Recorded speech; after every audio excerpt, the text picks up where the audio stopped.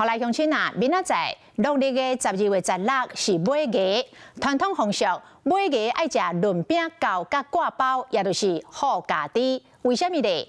因为润饼糕的餡包甲济，都亲像甲金银财宝种包入来；啊，若挂包，都亲像是好喙家己肉，代表甲钱加入来。台北天母有一间老店，一年烫天都干那买鸡的前3天到4天有做生意，再去透早一开店，人客就归厝惊。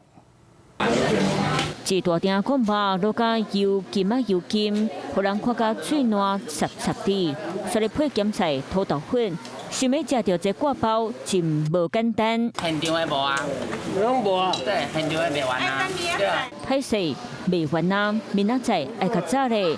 天母这一间老字号挂包店，小人煞几若工透早生理好甲变化，开门才做2点钟，超过1000粒挂包全部卖了。太晚了，他都要排队啊，每一年都这样。对了，都买鸡啊。挂包会卖到这年秋市，就是因为明仔载拜日是旧历12月16。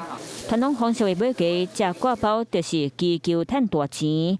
外形亲像好喙家己肉，好家己会当留福气，同时嘛有去水分的意思。哦，你有买到？有几点来的？我们订的啦，我们有是1个月订的。